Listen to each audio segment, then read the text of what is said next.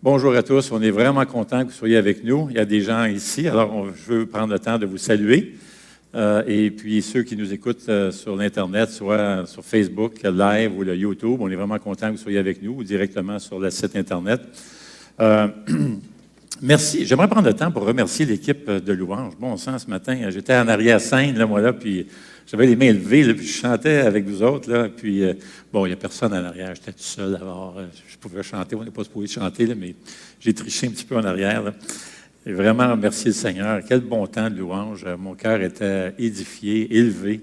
Alors, merci d'avoir travaillé si fort. Vous avez eu des pratiques cette semaine, vous travaillez fort, et des gens, vous avez des enfants et tout ça, alors c'est beaucoup de sacrifices.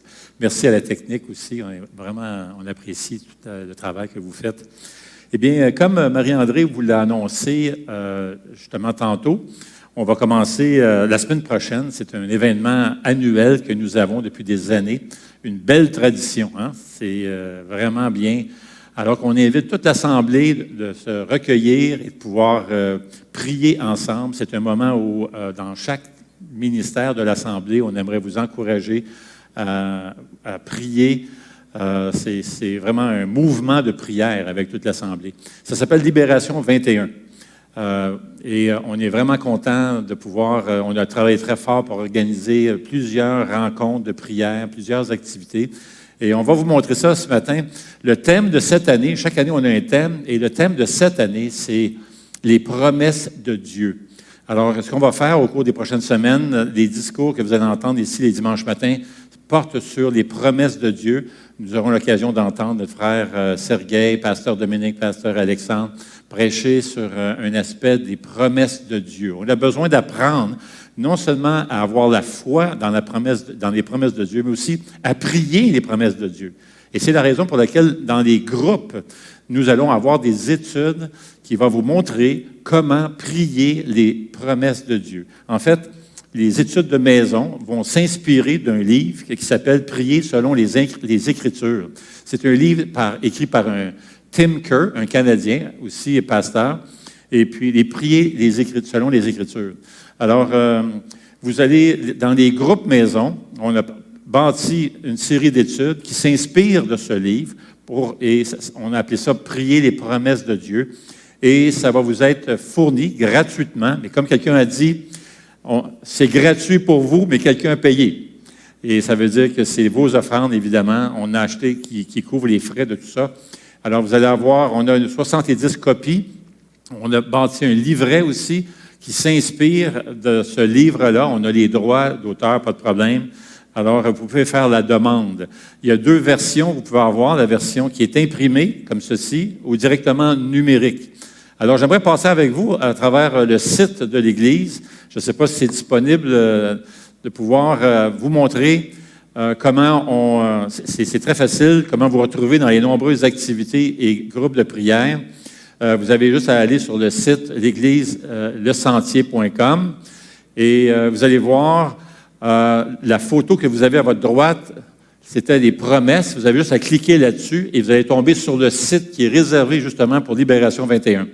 Vous allez avoir les vidéos. Alors, on peut avancer. Les vidéos, vous avez un que vous avez entendu ce matin. Vous allez en entendre plusieurs, ou du moins 3 cette semaine. Et là, vous descendez et vous allez voir un peu les détails des activités que vous avez pour Libération 21. Le premier que j'aimerais souligner se trouve, qui s'appelle « Développe des liens avec des gens de l'Église. Joins-toi à un groupe ». Maintenant, si vous faites déjà partie d'un groupe, alors vous êtes quelques membres de l'Assemblée, ou même si vous n'êtes pas membre, vous pouvez vous joindre absolument, on vous invite. Et si vous avez déjà votre groupe, l'animateur, le responsable de ce groupe-là vous fournira le matériel dont vous avez besoin. Donc, c'est lui qui aura les livres, les copies du livret et du livre aussi.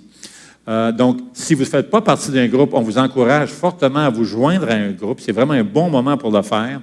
Alors, vous avez juste à cliquer sur le lien et puis vous mettez vos informations et puis on va vous contacter. Vous pourrez vous joindre à un groupe. Si vous voulez partir un groupe, il y a 2 familles qui veulent partir un groupe, il y en a peut-être même plus. Vous avez juste aussi à écrire et puis on va s'occuper de vous, on va vous donner les ressources dont vous avez besoin. Maintenant, vous allez voir aussi une autre image, développe ta vie de prière. C'est là que tu peux télécharger finalement le livret si jamais tu veux l'avoir en version numérique. Alors, c'est gratuit. Alors, vous avez juste à télécharger ça. Maintenant, il y a plusieurs plages horaires pour des rencontres de prière. Vous allez voir l'autre image ici, s'encourager entre les gens de l'Église, prie avec nous sur Zoom. Et vous avez différentes options auxquelles vous pouvez vous joindre pour différentes rencontres. Alors, je ne les énumérerai pas, mais allez faire un tour. Tout se trouve sur notre page web. Là. Tout est là. Et cette année, comme vous savez, chaque année, on a le 24 heures de prière. Et puis, dans le 24 heures de prière, ce qu'on veut vous encourager, c'est vous engager à prendre un 15 minutes de prière. On le fait depuis quelques années. C'est un gros rond, un gros cadran. Et puis, on a réussi depuis quelques années à remplir tout le cadran au complet. C'est-à-dire qu'il y a quelqu'un qui est en train de prier au sein de notre Église pendant 15 minutes, 24 heures sur 24. Alors que ce soit dans n'importe quelle heure, dans la nuit, le jour, il y a quelqu'un qui est en train de prier de l'Église. Alors, on aimerait remplir ce cadran-là. Maintenant, à cause de la COVID, maintenant, on ne travaillera pas avec un cadran. On a préparé pour vous là, une page sur, justement, toujours la même page sur égliselesentier.com. Vous allez avoir un calendrier où vous avez juste à sélectionner la date, le 15, et puis ça commence le 15, c'est pour une semaine, 7 jours. Donc, en cliquant sur l'heure que vous voulez réserver, ça va être réservé pour la semaine. Alors, on va même vous envoyer des rappels pour ça. On va faire un petit exercice ensemble. Je vais choisir une heure. Moi, je vais choisir 7h30. Alors, on y va pour 7h30 AM. On y va confirmer. Et là, on marque mon nom et tout ça. Et puis, tu peux l'écrire certainement. Et puis, vous allez remarquer que cette heure-là, aussitôt que vous allez réserver cette heure-là, l'heure disparaît de la liste. Donc, il n'y a pas de problème, tout ça va bien se faire. Tu te souviens pas mon courriel, hein? gmail.com. C'est bon, mais c'est correct. Merci, Dominique. Et alors, plus bas de la page où vous avez Libération 21, vous allez trouver justement le livre. Si jamais vous voulez avoir le livre en version numérique, c'est disponible. Et vous allez encore un peu plus bas. Si vous voulez jeûner avec nous, vous allez avoir 2 documents. Là. Ouais, c'est là ici que vous allez pouvoir commander votre livre. Et un peu plus bas, vous avez de l'information sur le jeûne. Il y a des gens qui vont peut-être vouloir jeûner l'heure d'un repas, peut-être la journée ou peut-être 2 jours. C'est comme vous voulez, ça. Il n'y a pas de pression là-dessus. C'est entre vous et le Seigneur. Mais c'est vraiment un moment où on aimerait vous encourager à passer du temps en prière et en famille dans la prière. D'accord? Alors, on espère que le Seigneur va vraiment bénir ce mouvement de prière au sein de l'Église. Alors, avec le temps qui nous reste, il ne reste pas beaucoup de temps, mais avec le temps qui nous reste, j'aimerais regarder à quoi ressemble justement une Église qui vit selon les promesses de Dieu et qui marche dans l'Esprit, qui marche par la puissance du Saint-Esprit. Avant de quitter, vous savez, cette terre, Jésus a parlé à ses disciples, il était ressuscité, il est allé voir les disciples, et puis il s'est manifesté à des centaines de personnes, il est revenu à la vie, et quand il a dit aux disciples de se rendre à Jérusalem, de rester à Jérusalem, et d'attendre ce que le Père, ce que Dieu avait promis, qui était la descente, la venue du Saint-Esprit. Il a dit, il est avantageux que je vous quitte, parce que Jésus était à un endroit géographiquement, à un endroit en même temps. Alors il a dit, il est avantageux que je quitte afin que le Saint-Esprit descende sur chaque croyant et que j'habite finalement en chacun d'entre vous. Et c'est ce qui est arrivé. Après quelques jours, le Saint-Esprit est descendu, comme on a vu dans les messages précédents. Saint-Esprit est descendu sur chaque chrétien, chaque croyant qui avait placé leur foi en Jésus. Et de là, l'Église, c'était la naissance de l'Église, la première Église. Il n'y avait pas eu d'Église avant. Et cette Église, il faut comprendre qu'elle est remplie de l'Esprit, elle est jeune, elle est nouvelle, elle vient de naître, elle marche dans l'Esprit, elle vient de recevoir le Saint-Esprit, elle marche dans la puissance du Saint-Esprit. Alors, on veut s'arrêter pour regarder ce modèle d'Église. Ce modèle d'Église est très important pour nous parce qu'elle va encapsuler 5 engagements qu'une Église a besoin de prendre pour marcher selon les promesses de Dieu et dans la puissance du Saint-Esprit. Donc, je vous invite à tourner avec moi dans Actes chapitre 2. On va lire les versets, on va commencer au verset 41 jusqu'au 47. Actes 2, 41 à 47. Alors, ceux qui acceptèrent sa parole furent donc baptisés, et ce jour-là, le nombre des disciples augmenta d'environ 3000 personnes. Ils persévéraient dans l'enseignement des apôtres, dans la communion fraternelle, dans la fraction du pain et dans les prières. La crainte s'emparait de chacun, et il se faisait beaucoup de prodiges et de signes miraculeux par l'intermédiaire des apôtres. Tous ceux qui croyaient étaient ensemble et ils avaient tous en commun. Ils vendaient leurs propriétés et leurs biens et ils en partageaient le produit entre tous en fonction des besoins. Chaque jour, avec persévérance, ils se retrouvaient d'un commun accord au temple. Ils rompaient le pain dans les maisons. Ils prenaient leur nourriture et avec joie et simplicité de cœur, ils louaient Dieu et avaient la faveur de tout le peuple. Et le Seigneur ajoutait chaque jour à l'Église ceux qui étaient sauvés. Maintenant, c'est vraiment un beau modèle. Évidemment, là, pour ce qui est de vendre des biens, etc., c'était unique, ponctuel. Ça s'est passé juste pour un temps. Après ça, ils sont partis. Ils sont retournés chez eux. Alors, il faut comprendre que ces gens-là avaient fait une erreur, pensaient que Jésus était pour revenir, parce que le message des anges, c'était qu'il allait revenir. Alors, pour eux, ils pensaient que Jésus était pour revenir dans quelques jours. Alors, ils attendaient à Jérusalem, ils espéraient que Jésus revienne, puis finalement réaliser qu'ils avaient besoin d'entraide puis de la nourriture. Alors, les gens vendaient et tout ça pour se préparer à son retour. Mais c'est arrivé qu'une seule fois, c'est ponctuel. Et ce passage, il faut retenir qu'il y a deux choses. Il faut faire la différence entre ce qui est descriptif et ce qui est prescriptif. Mais ce qui est prescriptif, et la raison qu'on le sait, c'est que ça se retrouve partout ailleurs dans le Nouveau Testament. Alors, c'est très facile de voir la différence. Alors, ce qu'on voit qui est prescriptif, ce sont les 5 engagements qu'on voit ici de l'Église. Et la première est la suivante. Une Église qui marche selon les promesses de Dieu et qui marche dans la puissance du Saint-Esprit, va accueillir ceux qui acceptent le message de l'Évangile. C'est ça, finalement, une Église. Elle est composée de personnes qui se convertissent, qui placent leur foi en Jésus-Christ. Maintenant, tous sont invités à venir à l'Église. Tout le monde, les portes sont ouvertes. Et il peut y avoir des athées qui viennent, qui peuvent cheminer avec nous. Il y a des gens qui peuvent avoir des doutes. Oui, tout le monde est invité. Mais Dieu va adopter la personne qui se convertit à Jésus-Christ et en faire un membre de son corps, qui est l'Église dont Jésus est la tête, le membre de l'Église, celui qui est adopté dans la famille de Dieu et celui qui se convertit et qui se donne à Jésus-Christ. On le voit bien au verset 41, ceux qui acceptèrent sa parole furent donc baptisés et ce jour-là, le nombre des disciples augmenta environ 3000. L'apôtre Pierre vient de présenter un message de l'Évangile que Pasteur Dominique nous a présenté la semaine dernière. C'est la période, c'est la fête juive qui est la Pentecôte. Plus de 1 million de personnes sont regroupées à Jérusalem, donc il y a une foule. Pierre se lève et prêche à la foule et à la suite de son message, plus de 3000 personnes se convertissent à Jésus-Christ. Alors c'est phénoménal, c'est la naissance de l'Église. La première communauté de croyants. Et cette première communauté est composée de qui? L'Église, c'est qui?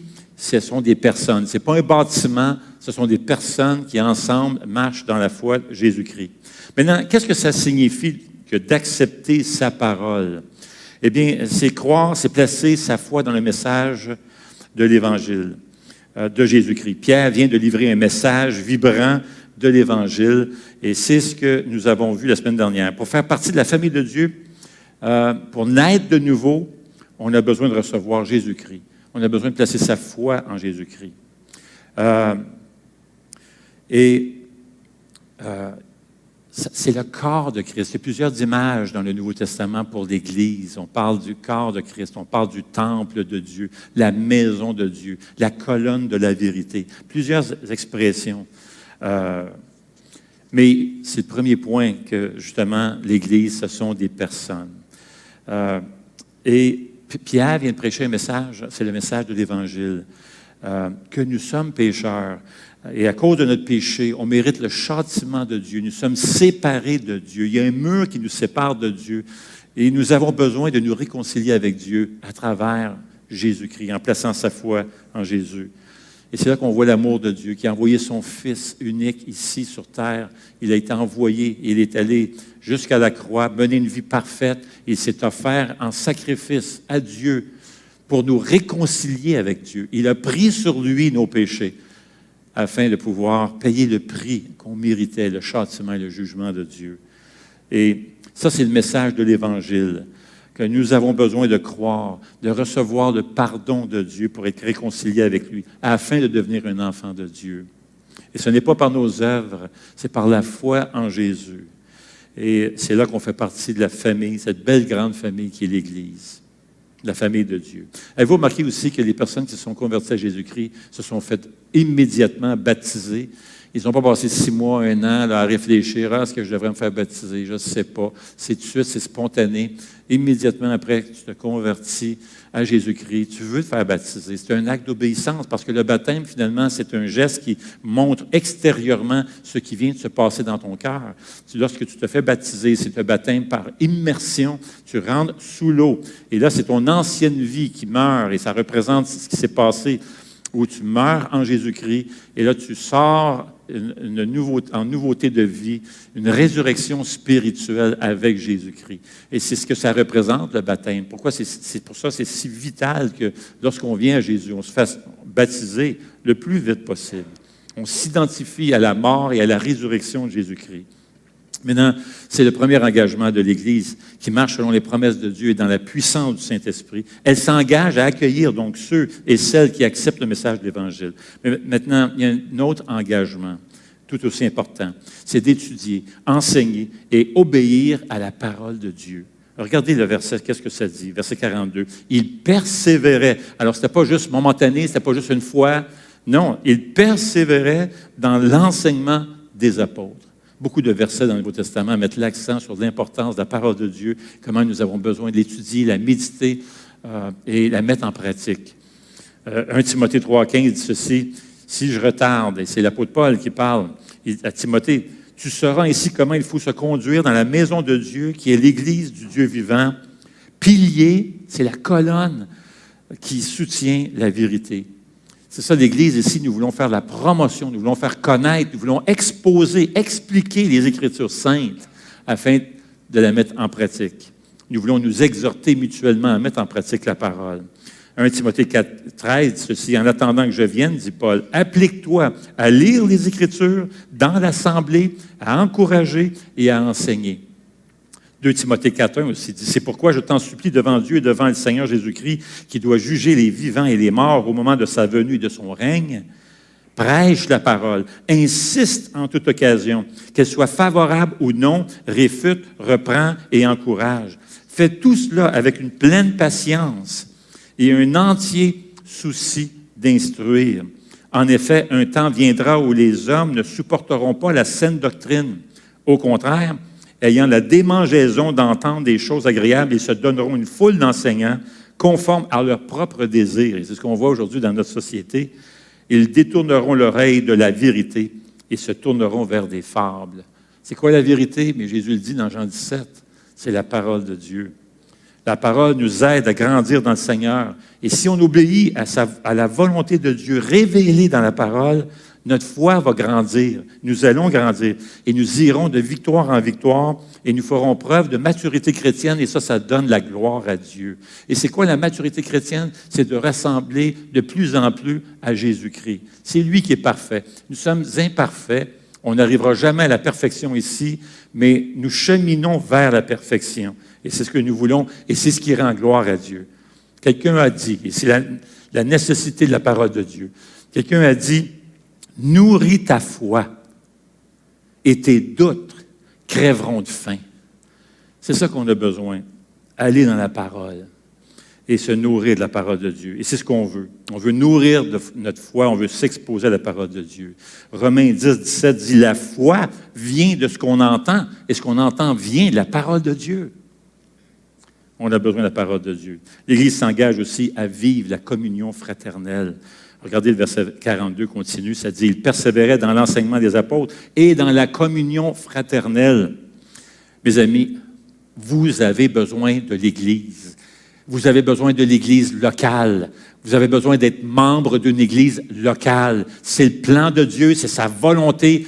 Tout le Nouveau Testament parle d'Église locale. Paul qui écrit à l'Église d'Éphèse, qui écrit à l'Église de Galate, qui écrit à l'Église de Corinthe. L'Église locale.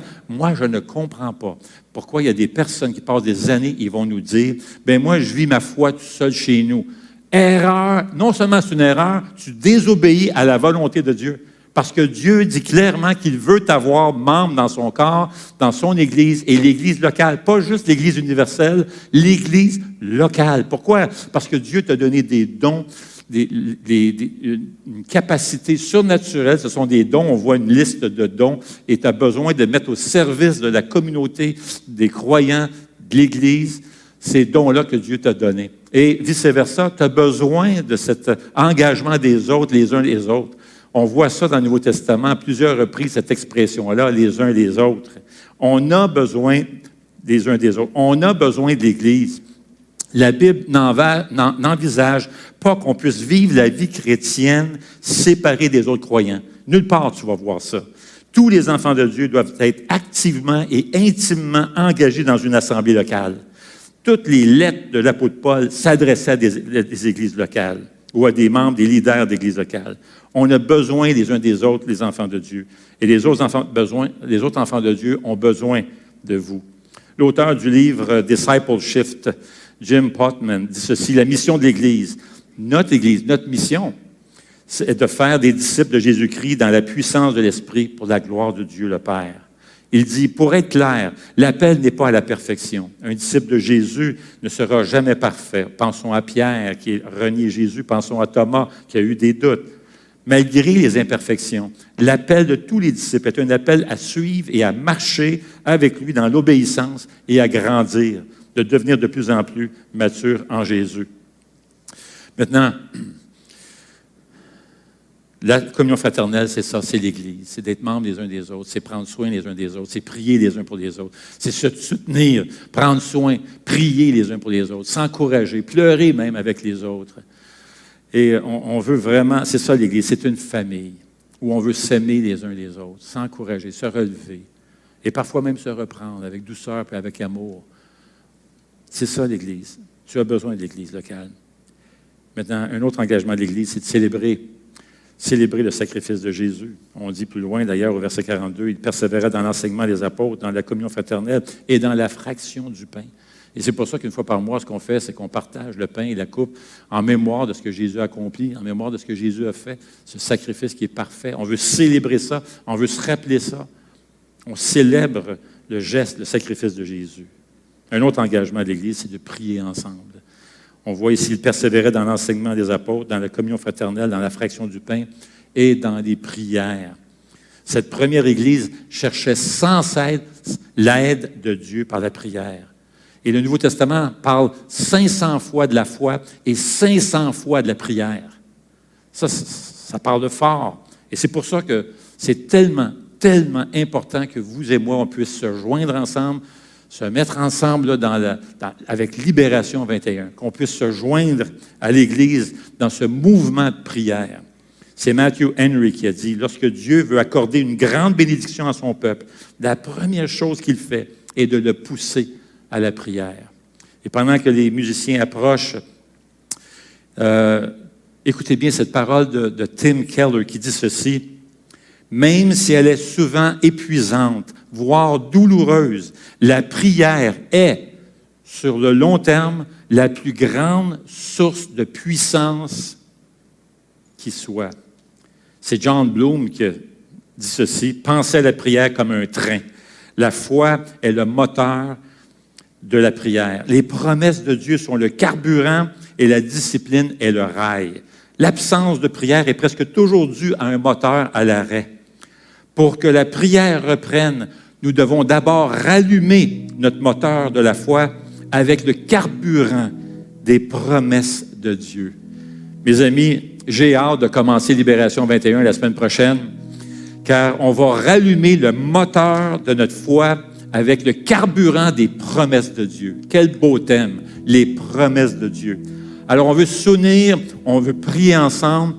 On vous invite à vous engager dans ce mouvement de prière et que le Seigneur nous bénisse abondamment, qu'il puisse ouvrir les écluses des cieux et pouvoir mettre sa main puissante sur toute notre belle ville de Gatineau pour emmener la multitude à venir à Jésus-Christ.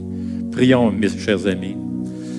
Eh bien, Seigneur, nous voulons te remercier de tout cœur pour tout ce que tu as fait.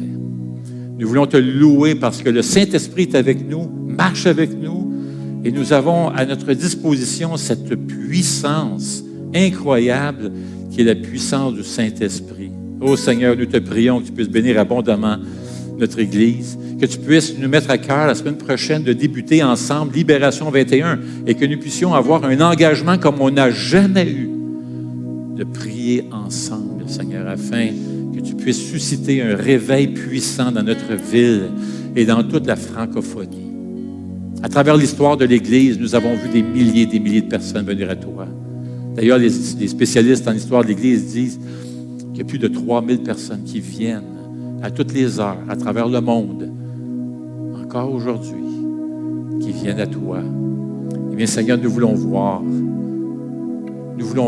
Seigneur, à travers les prochaines semaines, ton esprit à l'œuvre pour attendrir les cœurs face au message de l'Évangile, afin que la multitude puisse venir à toi. Et nous te demandons ces choses. Au nom de Jésus, et c'est pour ta gloire.